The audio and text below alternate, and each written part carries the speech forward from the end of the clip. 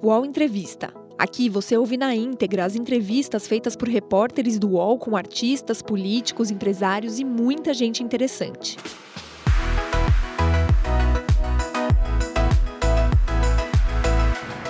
Oi, gente! No estúdio Folha UOL de hoje, nós trouxemos o deputado federal Kim Kataguiri, do DEM, e coordenador do MBL. Então, estou aqui com o meu colega Guilherme Maziero, do UOL, e a gente vai fazer algumas perguntas sobre governo, enfim, sobre manifestações. Vamos abordar alguns assuntos assim, para 2020 também. Então, vem com a gente. Deputado, obrigada pela participação. Eu que agradeço. Então, a primeira coisa que a gente queria saber é o MBL, ele foi um movimento que ele se fortaleceu bastante depois dos protestos de 2013, né? Foi um movimento que ele foi alçado por causa dos protestos de 2013. E, recentemente, a gente tem visto algumas manifestações no Chile, enfim, e o governo brasileiro tem demonstrado um certo temor de que essas manifestações venham para cá e tem falado bastante, não o governo, mas assim, alguns aliados, enfim, filho do presidente, sobre o AI-5. Então, assim, a primeira pergunta é como que o senhor vê o recurso a esse ato institucional, né, que foi um ato institucional grave da ditadura, nesse momento de democracia? Você acha perigoso? Só uma correção, o MBL surgiu em novembro de 2014, ali com as manifestações logo após a eleição da então presidente Dilma Rousseff. Eu vejo com extrema preocupação, não acho que seja comum você normalizar uma coisa como o fechamento do Congresso Nacional, como censura à imprensa, acho que deve ser repudiado, principalmente no momento que a gente constrói a imagem de uma direita republicana, de uma direita democrática, depois que a imagem da direita e a direita foi absolutamente destruída aí pela ditadura militar, e qualquer coisa que você colocasse contra a esquerda, seja no meio acadêmico, na opinião pública ou na política, era visto, qualquer crítica à esquerda era visto como uma defesa de ditadura, né, porque a esquerda, de certa maneira, se posicionou ideologicamente durante o período da ditadura militar. Tanto a direita, a esquerda antidemocrática acabou ficando com fama de democrática por ter lutado contra a ditadura militar, como a democrática também, e o próprio conceito de direita ficou demonizado, né? Não existia essa figura de defesa de liberalismo ou de conservadorismo de instituições, né? Então eu vejo com preocupação extrema, ao mesmo tempo também vejo com preocupação o discurso autoritário e radical do outro lado, do ex-presidente Lula. Aliás, essa onda de protesto na América Latina preocupa em relação a haver algum retrocesso institucional.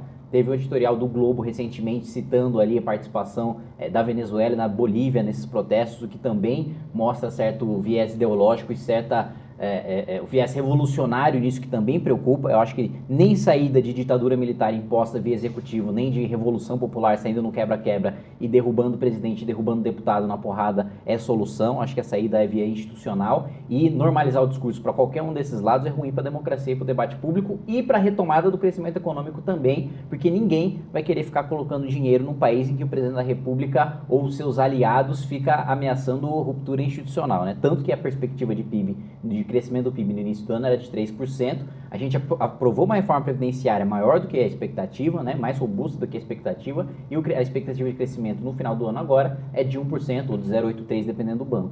Mas mais robusta em que sentido? Porque em tese a previsão inicial era de 1,2 trilhão, né? 1,2 foi a proposta que o governo mandou, mas a expectativa do mercado no início do governo não era aprovação de uma reforma de 1 trilhão ou de 1,2 trilhão. Aliás, a expectativa durante o governo Temer, né, era de que se aprovasse alguma coisa em 400 bi, 500 bi, e na virada do ano você teve um otimismo aí subindo isso aí para 700, para 800, mas eu não vi em nenhum momento o mercado precificando a aprovação de uma previdência a 1 trilhão. Né? Deputado, o senhor falou que esse tipo de declaração de integrantes do governo pode atrapalhar a construção da imagem da direita no país. Quem que constrói a imagem da direita no país? Sendo que um governo que se diz de direita está no poder, e trouxe esse eleitorado que há muito tempo não voltava para o comando do país. Quem constrói? E todos os membros da direita constroem, né? Tanto o governo, o que o governo faz me afeta o Movimento Brasil Livre, afeta o Partido Novo e afeta todos os outros que se definem como uma direita conservadora ou direita liberal, tanto como tudo que o MBL faz, tudo que o Novo faz também afeta a imagem de direita no sentido geral, né? Existem várias direitas, mas, claro que no imaginário popular você não tem todas essas definições separadas, como existem várias esquerdas, mas também você não separa isso no imaginário popular. Então, tudo que um segmento faz contamina todo o resto, né? Para bem e para mal. Então, por exemplo, aí o governo, o MBL apoiou, né, o presidente Bolsonaro no começo, e agora o MBL ele é taxado de traidor, principalmente por aliados do governo. Assim, como que vocês lidam, principalmente porque é uma pressão, né? Bom, primeiro que o Jair Bolsonaro não foi o nosso candidato no primeiro turno, né? A gente decidiu apoiar na última semana porque ficava claro que o segundo turno seria entre ele e o Haddad, e a gente deixou bastante claro que seria voto útil. Então, não há em nenhum momento traição do nosso lado. E em segundo, que nós criticamos no governo e denunciamos no governo aquilo que foi promessa de campanha do próprio presidente. Então, o presidente foi bastante enfático na defesa do combate à corrupção, na defesa da promoção de um mercado liberal. Tinha até falado sobre uma suposta carteira verde-amarela que acabaria com a CLT e você poderia ter toda a liberdade contratual e etc. E primeiro, que a gente não está vendo essa agenda de privatizações prometida pelo governo. A gente não está vendo uma reforma trabalhista mais profunda prometida pelo governo.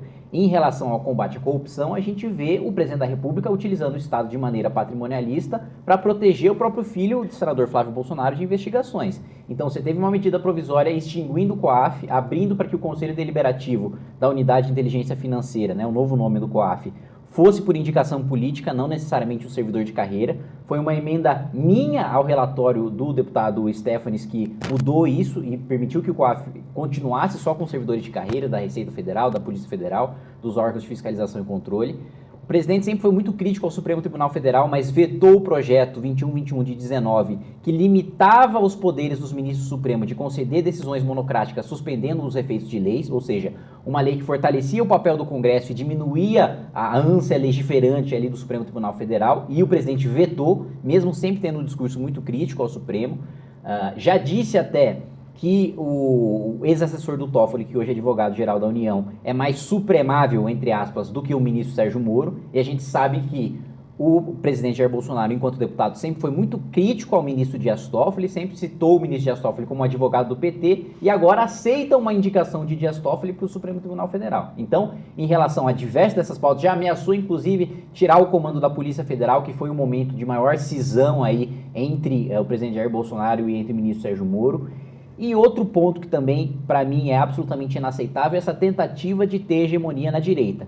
Qualquer um que se coloque como alternativa, qualquer um que faça qualquer crítica ao governo dentro do campo da direita é demonizado pelo Palácio do Planalto, é demonizado pela rede de militância digital que o governo tem. Seja Partido Novo, seja o MBL, Janaína Pascoal, qualquer um, não importa se no voto, por exemplo, a minha fidelidade à agenda econômica do governo seja maior do que qualquer deputado do PSL. Não interessa se o meu voto na prática é muito mais coerente do que com qualquer deputado que fez campanha com o Bolsonaro no santinho. Só o fato de eu criticar publicamente o governo para que ele acerte os rumos, já sou visto como um inimigo, já sou visto como um traidor. O senhor tem um domínio e uma habilidade com redes sociais, assim como o governo do presidente Jair Bolsonaro, o Carlos Bolsonaro. E o senhor disse desses ataques. O que o senhor entende desses ataques? Eles são estratégicos? O governo faz isso para atacar inimigos e buscar essa hegemonia na direita? Ou é um ataque a esmo? Como que o senhor vê isso? É coordenado? Não, a radicalização do governo e os ataques digitais são coordenados, né? Evidentemente existe sim uma rede principalmente articulada pelo Carlos Bolsonaro, que acho que é o principal responsável ali pelas redes sociais, inclusive do próprio presidente da República. E, além disso, você tem uma radicalização do discurso para continuar essa polarização com o PT, entre o Bolsonaro e o PT, para, no final das contas, e eu acho que já antecipando o debate eleitoral, que é péssimo, fazer com que o Bolsonaro, em 2022, vá para o segundo turno, ou com o Lula, ou com algum candidato do Lula. E como se combate isso? Como se combate Bom, essa uma estratégia? tentativa, acho que não tem receita de bolo para combater isso, né? O MBL paga o preço por fazer o meia-culpa, por diminuir a polarização, perde seguidor, perde alcance, perde engajamento, perde financiamento, mas eu acho que, de certa maneira, é um modo de tentar buscar o diálogo e tentar mostrar que ter a hegemonia, buscar uma hegemonia dentro do seu campo político é fazer o que a gente sempre criticou no petismo, que é o Lula sufocando a Marina, sufocando o Ciro, sufocando outras lideranças na esquerda, em nome do projeto totalitário de poder, e a gente não quer a mesma coisa pro nosso lado. Então, na verdade, o que eu ia perguntar, voltando na questão, enfim, do gabinete, né, que fica disseminando notícias, e o senhor foi responsável por um destaque, né, que derrubou o veto do presidente na lei das fake news, né, que fez até com que o senhor e o deputado Eduardo Bolsonaro entrassem em confronto e tal. Então, o senhor vê, por exemplo, eles têm uma dificuldade, assim, de lidar com esse assunto fake news, né, já que até na CPMI, justamente a bancada do PSL que mais reage a qualquer tipo de punição à disseminação de fake news, o senhor vê algum tipo de contradição? Eu acho que sim, você tem muitos ataques, inclusive baseados em notícias falsas. Até o que o Eduardo Bolsonaro me atacou nesse episódio foi de que, o projeto teria sido meu. Não é meu mesmo porque foi apresentado na legislatura retrasada, não teria como eu ter apresentado. Segundo, que eu seria o responsável por levar esse projeto em frente. Não, o projeto foi aprovado na legislatura, foi apresentado na retrasada, aprovado na passada, votado 2 vezes pelo Jair Bolsonaro quando ele era deputado, e aí sem nenhuma palavra do então deputado também Eduardo Bolsonaro, né? Ele não disse nada quando o pai votou esse projeto em 2 turnos. E não se trata de prender quem de maneira desavisada compartilha uma notícia falsa, mesmo porque não existe modalidade culposa no Código Penal, a não ser que você expressamente coloque ela. Então, o que de fato trata a lei? Denunciação caluniosa com fim eleitoral. Quando eu faço um conluio com um veículo de comunicação, entro no Ministério Público, entro na Polícia Federal, dou causa à instauração do inquérito e divulgo esse inquérito por meio desse veículo de comunicação. Aí, tanto eu como veículo de comunicação têm de ser responsabilizados por isso, porque eu sei que a pessoa é inocente. Ainda assim, eu forjo prova, apresento essa prova para o Ministério Público, que inicia uma investigação e o veículo de imprensa ou qualquer veículo de comunicação utiliza essa abertura de inquérito eleitoralmente para atacar o adversário. É disso que se trata a lei e não de divulgação, senão a gente está aprendendo aí metade do Brasil que de maneira desavisada compartilha notícia falsa. Não, eu ia perguntar, como que é, então, assim, até meu colega Guilherme, ele chegou a falar um pouco sobre isso, como que é legislar, né, sobre esse tipo de pressão, né? Então, assim, vocês são atacados, não só o senhor, mas vários deputados que vão contra projetos que desagradam o presidente, são atacados nas redes sociais. Como que é lidar com esse tipo de pressão? E o que vocês fazem, na verdade, né, para tentar, enfim, contra-atacar isso? Não, mantém minha independência, a gente mantém a nossa postura coerente e eu acho que o Congresso Nacional do Movimento Brasil Livre nesse ano, lotado como foi, mostra que existe espaço para essa direita independente, para essa direita que não depende de governo, que não depende de dinheiro público, que não depende do presidente da República, que não é personalista, que tem ideias próprias e que vai continuar votando com suas próprias convicções. Eu acho que a existência do MBL, do Partido Novo, da própria Janaína, que foi a parlamentar mais votada, até do que qualquer deputado federal mais votada do país, mostra que existe espaço para uma direita independente, existe público e militância para uma direita independente e que essa direita tende a ganhar espaço.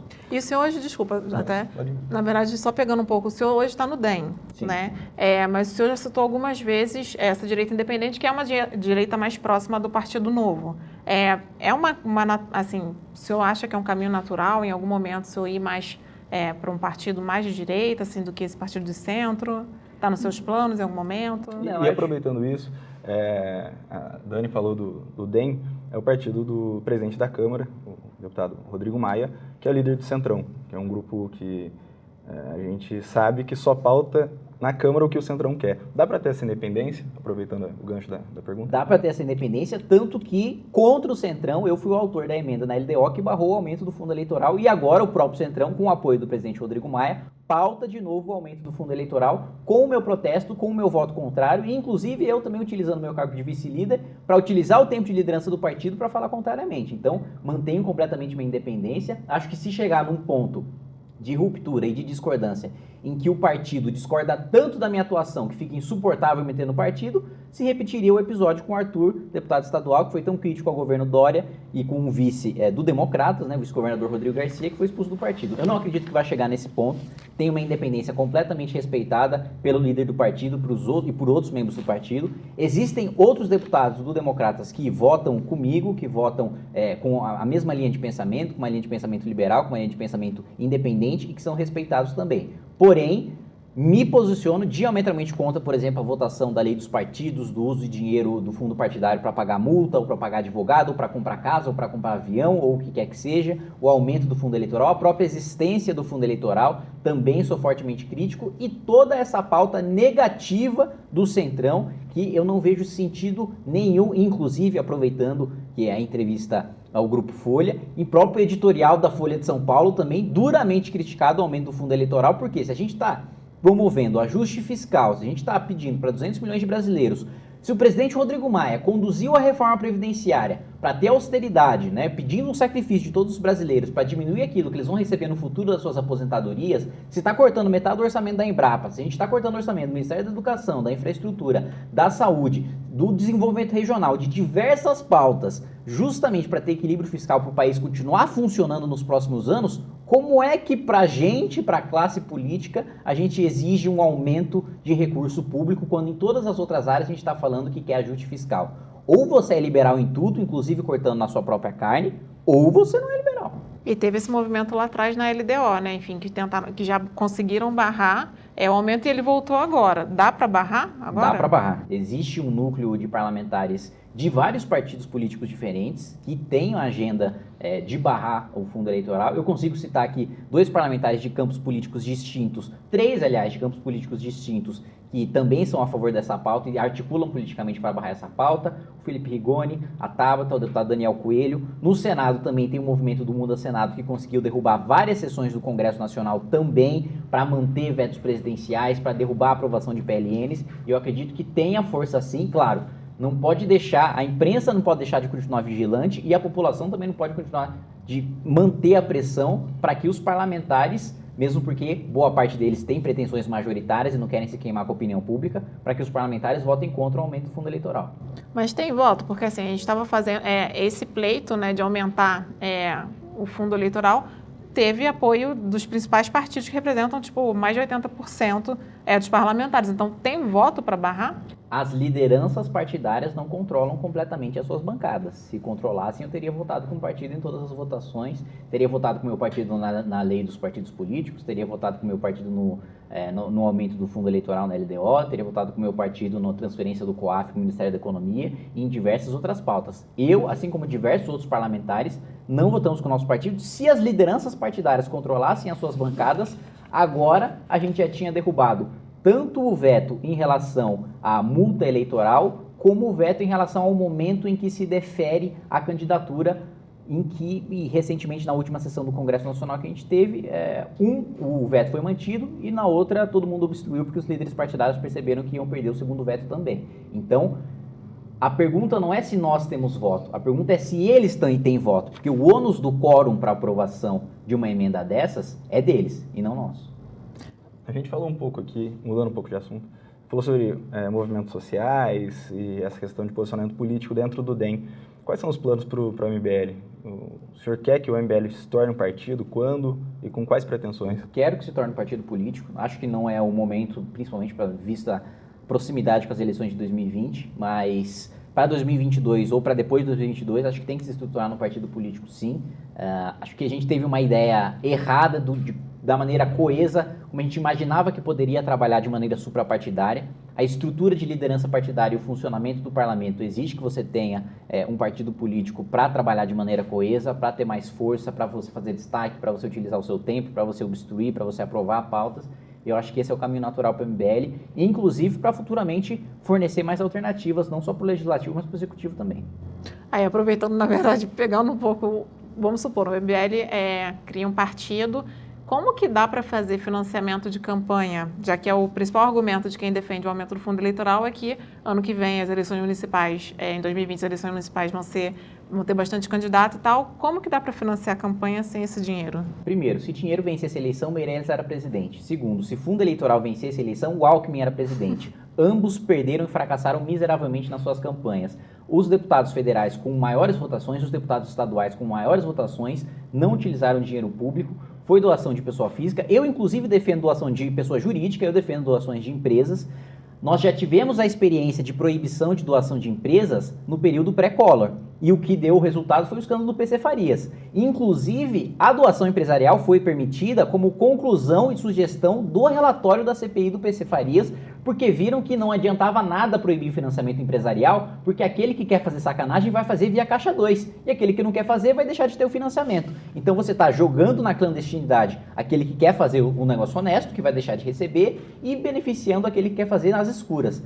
Quem aqui é ingênuo o suficiente para achar que acabou Caixa 2, que acabou corrupção, que acabou propina, só porque foi proibida a doação empresarial? É o contrário. Hoje, além de você ter o fundo eleitoral nas mãos dos caciques partidários, o que é absolutamente antidemocrático, porque você concentra o dinheiro em quem já está eleito, você também tem o Caixa 2 e tem a doação empresarial, só que clandestina.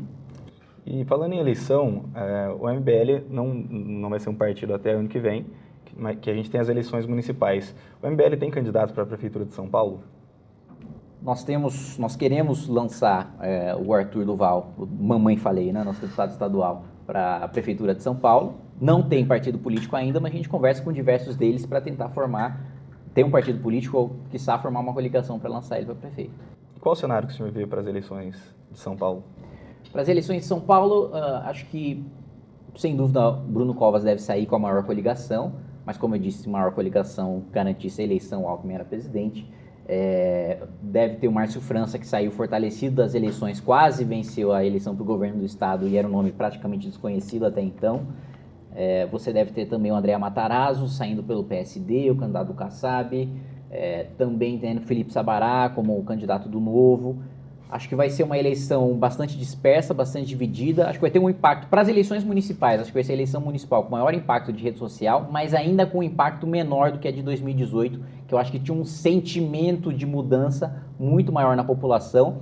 E acho também que parte da população se decepcionou porque votou na mudança pela mudança sem se aprofundar exatamente no que o candidato defendia e se o candidato tinha boas propostas, né? Eu, pessoalmente, não sou adepto do discurso de que simplesmente porque você trocou o parlamentar, o Congresso ficou melhor. Eu acho que tem gente reeleita com 3, 4, 5 mandatos que é melhor do que quem chegou agora, e tem gente que chegou agora que é excelente, que é melhor do que quem está lá, e você tem gente que chegou agora e que é canalha também do mesmo jeito, que é superficial e que não leva a pauta para frente. E o senhor também estava falando, o senhor não acredita em nova política, né? Não, política é política, não tem nada de novo em se fazer política.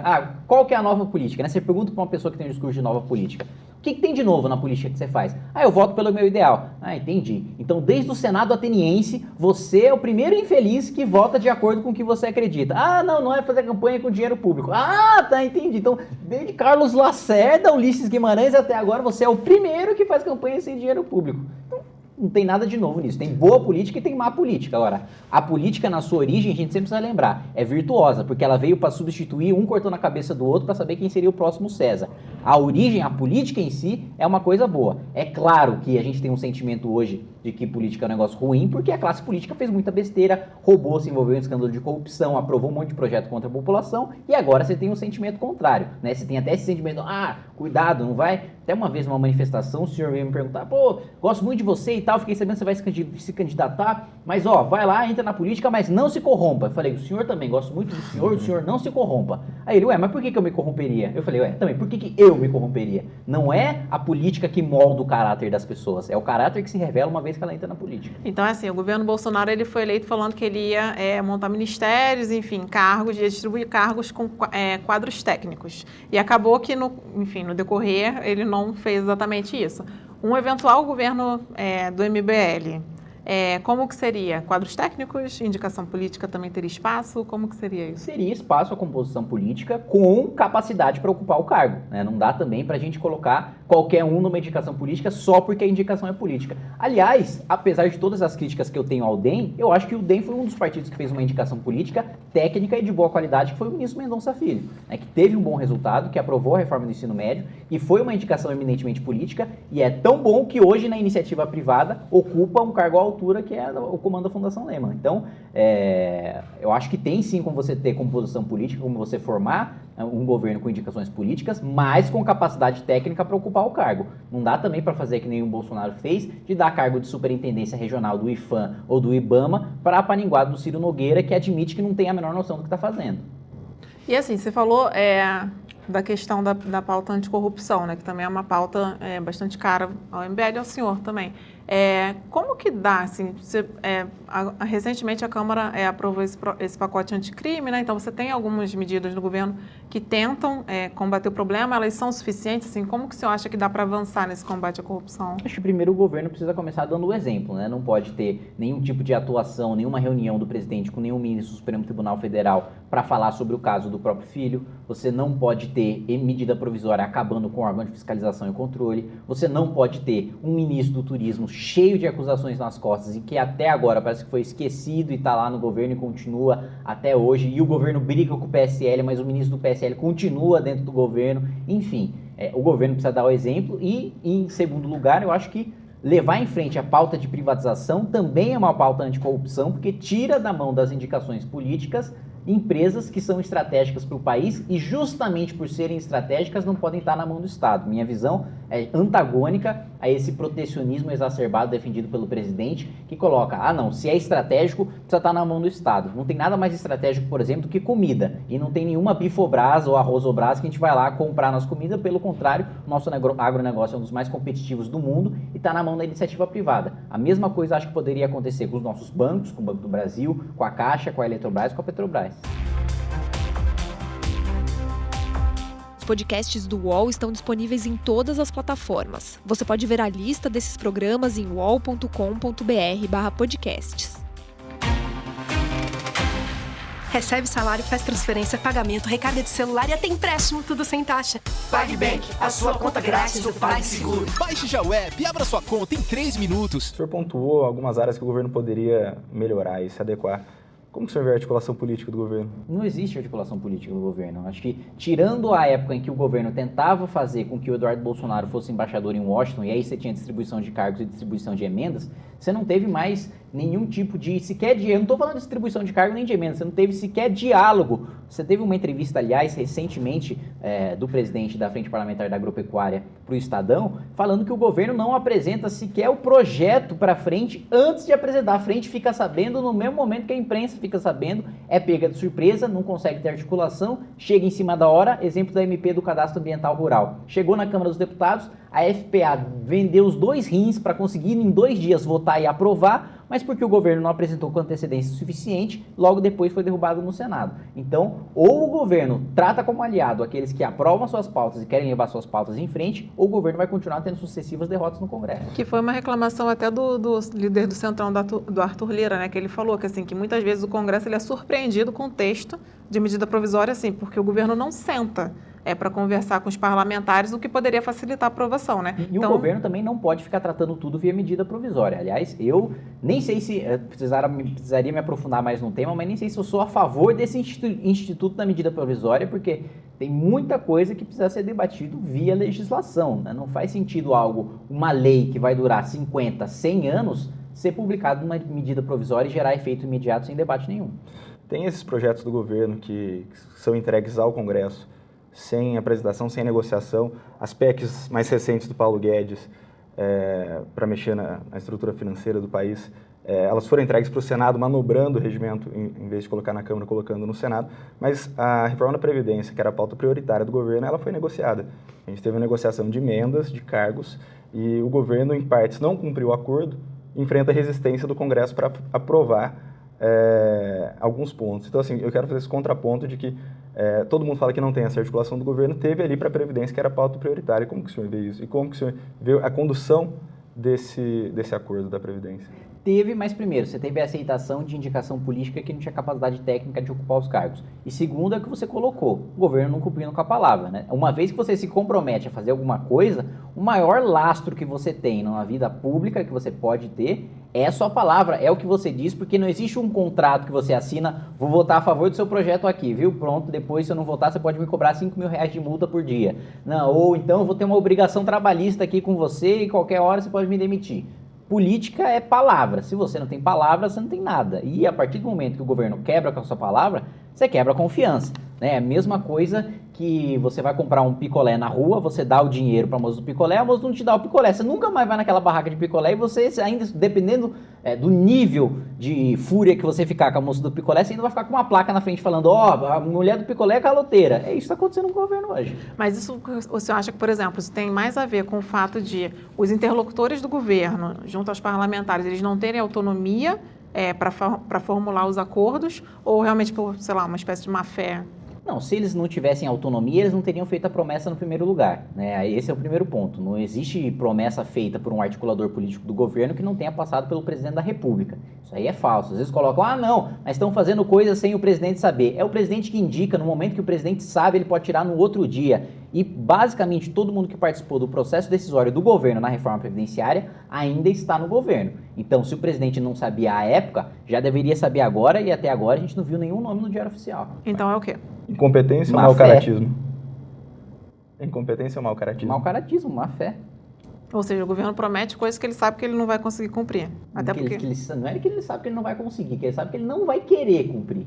Mas por falta, por exemplo, na questão das emendas, né, que foi a questão até que a gente viu, enfim, o Congresso sendo derrubado algumas vezes, porque o governo ficou de mandar um PLN, né, para liberar emendas e não mandou.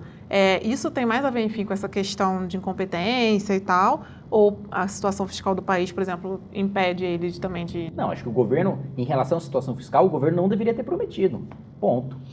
Ou deveria ter prometido muito menos, ou deveria ter negociado outra coisa. Tem várias coisas que você pode compor. Você pode apresentar uma medida provisória e negociar com uma bancada, uma relatoria para ficar com um determinado partido político, para dividir os méritos do governo com aquele parlamentar que relatou, a presidência de uma comissão, a criação de uma comissão especial, a criação de uma comissão externa, inaugurações junto com o ministro, com vários instrumentos que não envolvem o orçamento, que não envolvem aumento de gasto público, que poderiam ser utilizados de boa fé para o governo para fazer a negociação, mas o governo preferiu sentar na mesa e falar, olha, eu vou te dar X milhões para você votar isso daqui e você vai ter esses X milhões no final do ano. O governo promete, entrega uma parte, não entrega outra parte, e aí é claro que o pessoal que vota de acordo com a emenda vai ficar bravo com isso.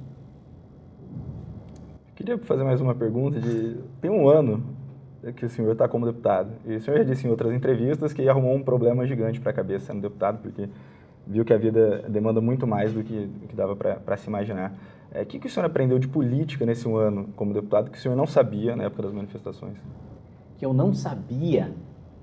Eu acho que a minha proximidade com o parlamento durante a época do impeachment já serviu de grande amadurecimento, né? Acho que ter visto e ter sentido na prática tudo aquilo que eu ouvia durante a época do impeachment, da dificuldade, do trabalho de convencimento que você precisa fazer com os outros parlamentares, da pressão de corporação que tem em cima de você, de sindicato A, de sindicato B, de partidos políticos, de associação de juiz, de promotor, de quem quer um pedaço do orçamento para si, de empresa que quer renúncia fiscal, de empresa que quer subsídio, que quer empréstimo subsidiado, enfim. Eu acho que reforçou ainda mais a minha convicção de que, independentemente da sua ideologia política, a principal característica necessária e fundamental para um político é a resiliência, a capacidade de você manter a sua forma independentemente das condições externas. Nesse sentido, o presidente Bolsonaro pode ser citado como exemplo, não? Que não ele disse que ia fazer pouca negociação com o Congresso, ia ter o estilo dele de governar. A princípio, a gente teve até o Arthur Lira reconhecendo em partes isso. Ele não fez estelionato eleitoral. O Arthur Lira, que é um dos líderes do Centrão, ele faz no governo o que ele prometeu na campanha. Eu não discordo, porque na campanha ele não prometeu acabar com o COAF, não prometeu proteger o próprio filho, não prometeu indicar o indicado do Toffoli para o Supremo Tribunal Federal, não prometeu entregar metade de emenda para o Congresso Nacional, não prometeu entregar cargo para o Ciro Nogueira e para o PP, que ele mesmo, quando era deputado do PP, dizia, olha, o Joaquim Barbosa disse que no mensalão do PP só eu não estava envolvido. Ou seja, ele chamou todo o resto do PP de bandido e agora, como presidente da República, então, ele está assumidamente dando cargo para quem é criminoso. Porque se quando ele estava no PP, todo o resto ele dizia que era bandido, agora que ele está na presidência da República, ele dá cargo para o PP, então ele está dando cargo para quem ele mesmo chamava de ladrão. Isso não pode ser visto como um certo pragmatismo, essa mudança, por exemplo. Você falou da questão da indicação do Dias Toffoli, né? Do nome indicado pelo Dias Toffoli. Isso não é um pragmatismo? Não, uma coisa é você ser pragmático, você sentar e dialogar com quem discorda e construir politicamente uma maioria. Outra coisa é você indicar um nome para o Supremo Tribunal Federal. E a troco de quê? Negociação, diálogo, construção, você faz no âmbito da política. A partir do momento que isso passa para o judiciário, que deve tomar decisão técnica e proteger a Constituição, e tem inclusive muitas vezes posições contra-majoritárias, isso começa a ficar perigoso, porque aí você começa a ter interesse escuso em negociação. Porque o Supremo Tribunal Federal não foi feito para debater proposta, não foi feito para analisar medida provisória, não foi feito para fazer agrado para presidente da República de acordo com indicação A ou indicação B. O parlamento foi feito para você ter diálogo, para você ter construção, para você mudar o mérito da matéria de acordo com aquilo que você constrói consenso. O Supremo não. Não é para o voto de nenhum ministro mudar 1 milímetro de acordo com a relação que o ministro tem com o presidente da República. Mas, por exemplo, nesse sentido, a indicação do ministro Sérgio Moro para uma eventual vaga no futuro, o senhor veria com bons olhos? Eu veria com bons olhos, mesmo porque eu não acho que o ministro Sérgio Moro beneficiaria o governo de nenhuma maneira. Eu vejo, inclusive, que existe um atrito, e ficou público o atrito dele com o presidente Jair Bolsonaro, e, inclusive, acho que, dada a preocupação das pesquisas recentes do presidente da República com uma eventual candidatura do ministro Sérgio Moro em 2022, seja para ele a melhor saída indicar o ministro Sérgio Moro para o Supremo para evitar, e nessa estratégia dele de ter hegemonia na direita, qualquer outra candidatura concorrente em 2022. E essa escolha, voltando um pouco essa questão, porque o ministro, ele, enfim, vai ser julgado por uma suspeição, né, nos casos envolvendo a Operação Lava Jato, o fato de ele ter sido juiz e atualmente está no governo, e em tese sendo responsável por manter um dos favoritos, a corrida do ano passado, na prisão, o senhor acha que tem algum tipo de risco de ele ser considerado dessa suspeição e à frente? Não, nesse sentido acho que não. Acho que tanto o TRF como o STJ e o STF já sinalizaram que não, nesse sentido. O Supremo já teve um julgamento de uma matéria que tinha um teor muito semelhante a essa que vai ser julgada, salvo engano, no STJ, e já deu o parecer contrário.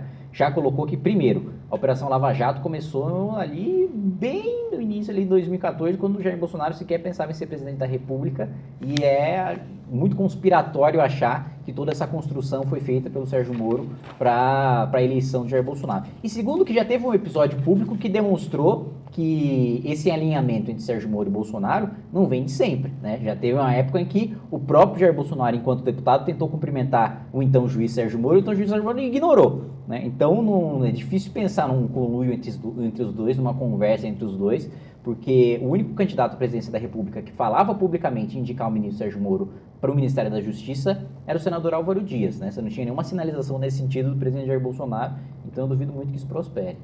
Deputado, a gente falou bastante da direita aqui, né, dentro do Congresso.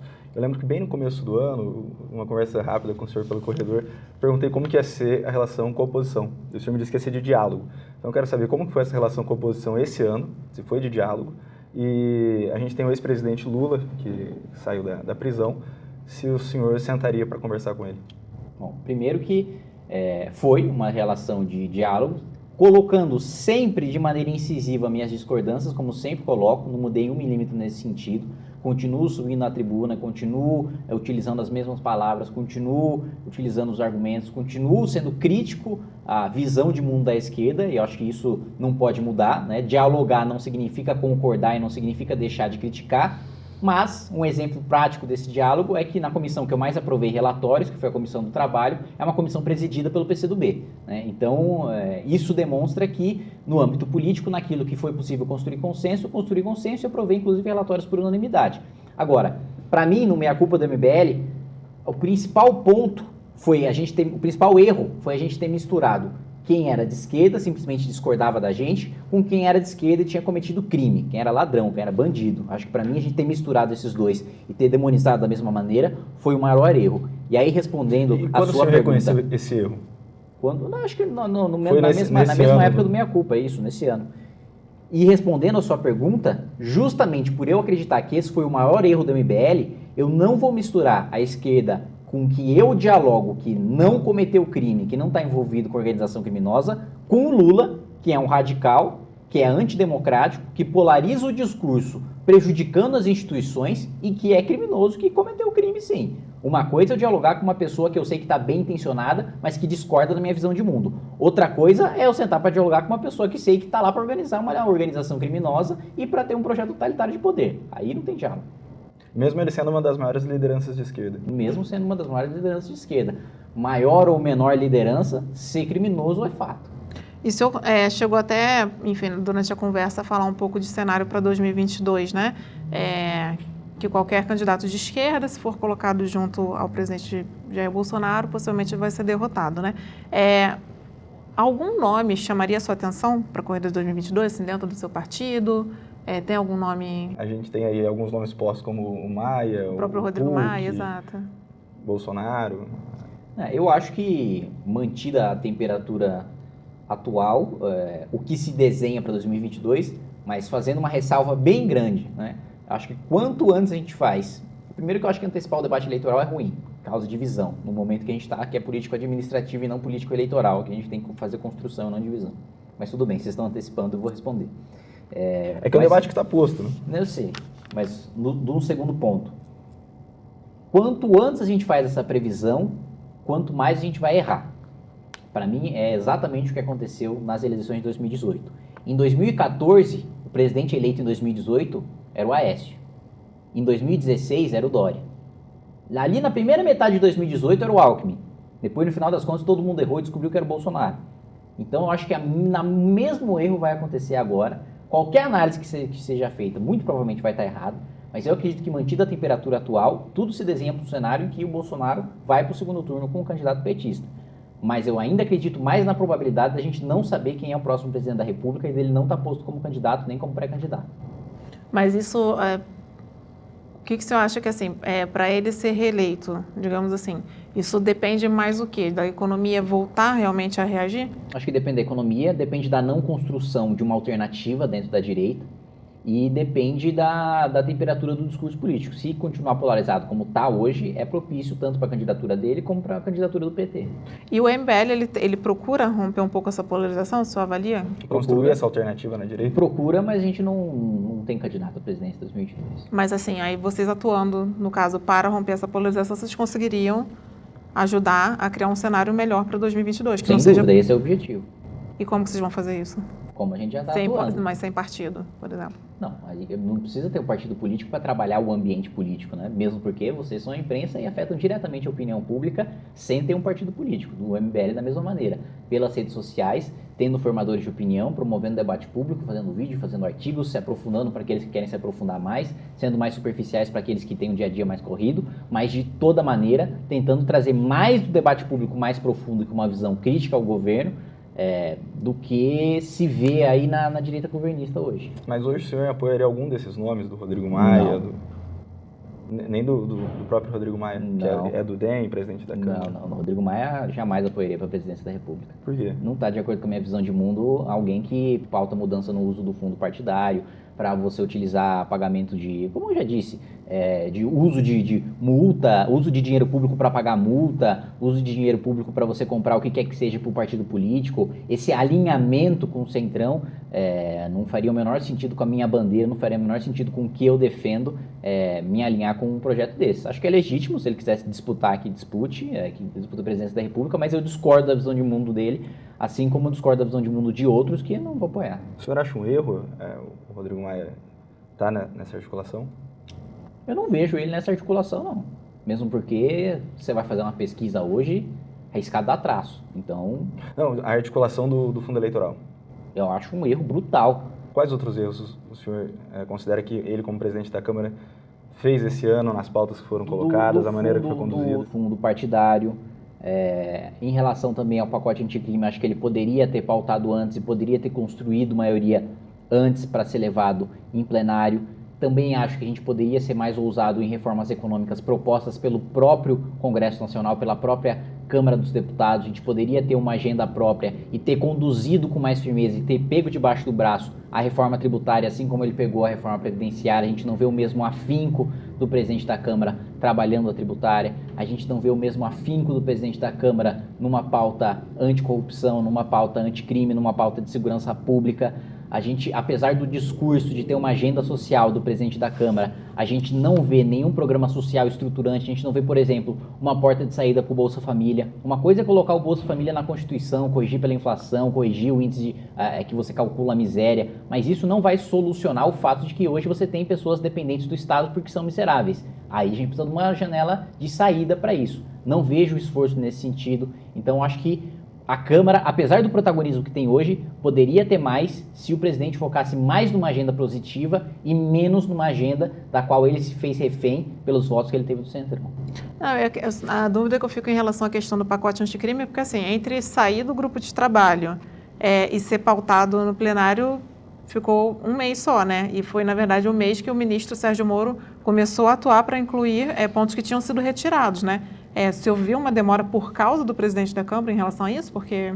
Eu acho que a demora foi pela própria instalação do grupo, pelo prazo determinado para o grupo e pelo fato de ter sido um grupo. Se fosse uma comissão especial, apesar de ter um rito de obstrução, apesar de ter um rito mais burocrático, a gente já teria um relatório aprovado e uma pressão muito maior para ser levado a plenário do que em outras pautas, como foi feito com o saneamento e com a PPP.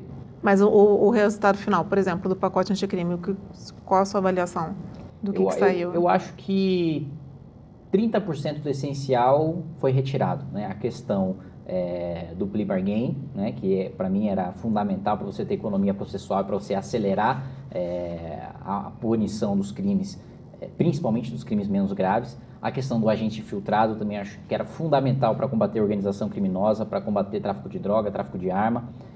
A questão do excludente de ilicitude para excesso punível também foi vendido pela oposição como se fosse uma licença para matar, quando hoje existe excludente de ilicitude já na prática, né? Na prática e na teoria, na legislação. Você analisa 3 coisas quando você vai ver um crime: tipicidade, se o crime está na lei; juridicidade, se aquilo afeta o bem jurídico tutelado; e culpabilidade, se aquela pessoa pode ser responsabilizada pelo crime. Hoje, se você age em legítima defesa é um excludente de ilicitude. Eu estou matando alguém, lei; matar alguém, pena, 6 a 20 anos. Fui eu, culpabilidade. Então, fui eu, agi de maneira dolosa. Mas não é antijurídico, porque o bem tutelado é a vida e eu estou protegendo a minha própria vida.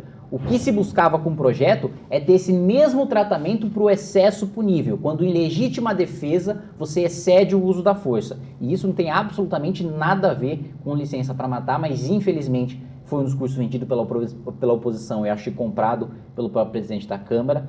Outro ponto é a questão da escuta ambiental. Não se tratava de escuta ambiental sem autorização judicial, como foi colocado também por diversos membros da oposição. Tinha autorização judicial sim, da mesma maneira que uma interceptação telefônica ou uma interceptação telemática, que já acontece hoje. Você só ia ter uma facilitação e um novo instrumento para você ter a interceptação de conversas. Enfim, eu acho que no final a gente poderia ter preservado mais o pacote, e acho que concessões demais foram feitas para gente que não tinha maioria na Câmara para fazer essas exigências. Mas a última coisa, a questão do excludente, porque assim, o problema, você não acha que foi a construção do texto? Porque o texto deixa muito subjetivo, né?